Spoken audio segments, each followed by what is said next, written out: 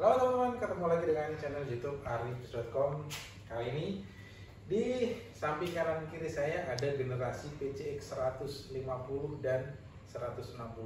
Untuk yang sebelah kiri saya ini adalah PCX 150 generasi pertama lokal di Indonesia, yang dirilis tahun sekitar 2017 kalau salah ya, 2016 atau 2017. Nah, sedangkan yang di sebelah kanan saya ini adalah PCX 160 Racing generasi terbaru dari PCX. Nah, kalau melihat dari segi desainnya, yang mana nih? Ini atau yang kanan? Kalau yang sini sih kayaknya lebih ke elegan ya. Kalau yang kanan sporty, apalagi stangnya sekarang memakai kotor. Inilah yang akan saya bikin video review komparasi antara kedua motor ini. Saksikan video selanjutnya. Oke, ini dia PCX 150 dan PCX 160 generasi yang terakhir. PCX untuk kita ulas dulu, melihat sejarah PCX di Indonesia ya. AHM itu pertama kali memasukkan PCX 125 itu dari Thailand. Jadi PCX CBU 125 dari Thailand. Kemudian di tahun berikutnya masih dari Thailand, yaitu PCX 150 versi CBU lagi dari Thailand. Jadi untuk yang dari Thailand itu PCX 125 dan PCX 150 ya. Dan kemudian barulah di tahun 2016 akhir, kalau nggak salah sekitar Desember 2016 ya, itu AHM merilis PCX 150 lokal. Ini dia, ini generasi pertama PCX yang dilokalkan di Indonesia. Pertama kali dijual di tahun 2017, nih PCX 150. Kemudian di tahun 2020, nah PCX berubah menjadi bukan 150 lagi, tetapi menjadi 160. Nah, kemudian di akhir 2024 barulah India yang paling terbaru, yaitu PCX 160 Racing. Nah, kalau melihat desainnya, ini generasi pertama lokal ya, generasi pertama lokal, ini generasi terakhir lokal. Mana yang mau pilih? Nah, PCX yang ini adalah ini pertama, ini motor tahun 2000, ini PCX 150 tahun 2019 ya. Saya bilang ini 2019, saya pinangnya ya. Saya pinang tahun 2019. Saya suka dari desain PCX 150 ini karena elegan banget desainnya. Kenapa? Itu sesuai dengan karakter saya sendiri. Saya memang suka yang motor yang desainnya itu tidak terlalu sporty banget gitu ya, tidak terlalu signifikan banget gitu loh. Nah, elegannya untuk di PCX 150 inilah ini yang saya suka. Kenapa saya mau meminang PCX 150 ini? Elegan itu loh yang saya lihat dari PCX 150. Nih, ngelihat dari desain dari depannya, lampunya. Nah, ini lampu sennya. Lampu sen, ini di lampu DRL-nya kelihatan antara lampu sen dengan lampu DRL kemudian nyambung ke lampu utama, itu kelihatan manis gitu ya. Sportinya itu saya bilang ini kecil ya. Kalau saya bilang ini PCX 150 ini sportinya 30%, elegannya 70%. Itu ya saya bilang. Ini untuk bagian lampunya. Kemudian untuk bagian peleknya, kan yang bagian depan ini memakai ukuran 14 in ya, 14 in, belakang pun juga 14 in. Untuk yang saya beli ini adalah tipe kombi brake alias tipe CBS. Kalau tipe CBS ini 3 piston nih teman-teman. 3 piston ya. 2 piston untuk rem depan, 1 piston untuk kombinasi antara rem depan dan rem belakang. Desain peleknya masih palang model 1 gitu ya, model 1. Kemudian palang-palang urji gini ada 8 palang. Nih 8 palang kalau dibandingkan sama yang terbaru kan, nih beda ya. Ini modelnya Y, kalau yang terbaru ini palang 8 kembang gitu. Nih. Jadi elegannya makin dapat dengan kombinasi justru pelek yang seperti ini. Nih. Kemudian kita lihat bodinya. Nah, bodinya sebenarnya kalau dari PCX yang 150 itu depan lebar, belakangnya itu seksi, kecil, yang nggak kecil-kecil banget gitu loh. Nah, ini yang dan bentuknya itu apa, desainnya itu belok-beloknya itu nggak tajam gitu. Ini yang saya suka dari PCX 150. Kemudian desain dari speedometernya lebar ya, lebar. Ini apa namanya, sudah full digital nih. Nah, yang ini yang saya pakai ini motor benar-benar motor kerja, ini udah 135.000 km. Nih 135 ini motor ini memang benar-benar tiap hari saya pakai. Makanya dari segi warnanya juga udah pada kusam-kusam karena tiap ini motor pekerja banget ini PCX 150 ini. Stangnya, nah ini stangnya masih stang polos ya. Nah, stang polos. Kemudian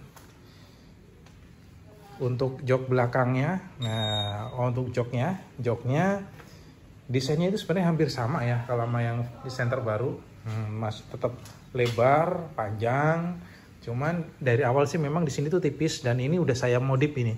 Ini udah saya modif, busanya saya tebelin lagi biar lebih nyaman.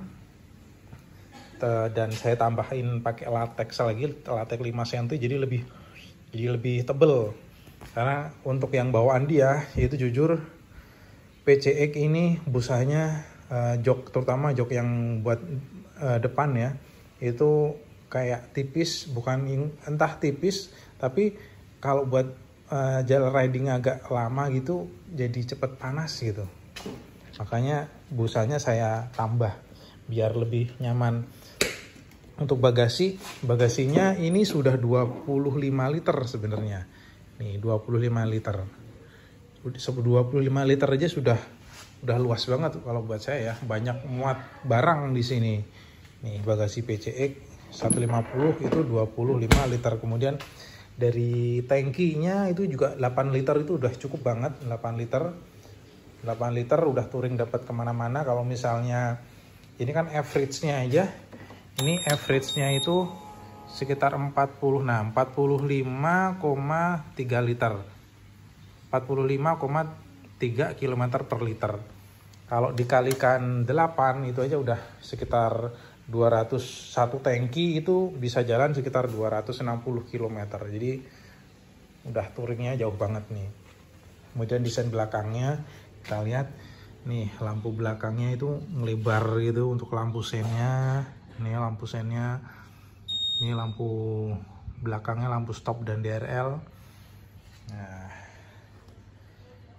ini kemudian untuk dari sok belakang juga sebenarnya sedikit agak keras ya kalau untuk yang di PCX 150 ini. Desain knalpotnya pun, cover knalpotnya juga saya bilang elegan banget gitu loh. Ini yang saya suka dari PCX 150 nih, lekukannya gini enak banget nih dilihat tuh. PCX 150 PCX lokal itu sejak di pertama kali di launching itu sudah memakai keyless teman. Dari semua tipe ya, dari CBS ataupun yang versi ABS itu sudah keyless ya, sudah keyless. Sedangkan kita lihat untuk yang versi ini dia terbaru PCX 160 Rootsync. Kalau melihat desainnya ini dia lebih sporty ya, saya bilang lebih sporty kalau dibandingkan yang PCX 150. Nih teman-teman dilihat ya kan. Kalau yang terbaru ini, nah kita lihat yang terbaru. Sebenarnya kalau ngeliat dari desain lampu ya, desain lampu dari PCX 150 sampai yang terakhir ini desain secara utamanya itu sama ya, berbentuk huruf V gitu ya. Cuman kalau untuk yang terbaru ini lebih tajam, V-nya itu lebih tajam. Kalau yang ini kan melengkung ya, hampir kayak huruf U ya. Nah kalau ini benar-benar V tajam. Nah tuh kan. Ini lampu sennya, ini lampu DRL. Nah ini lampu utamanya. Lampu utamanya juga dipisah. Lampu utamanya dipisah. Beda dengan yang 150.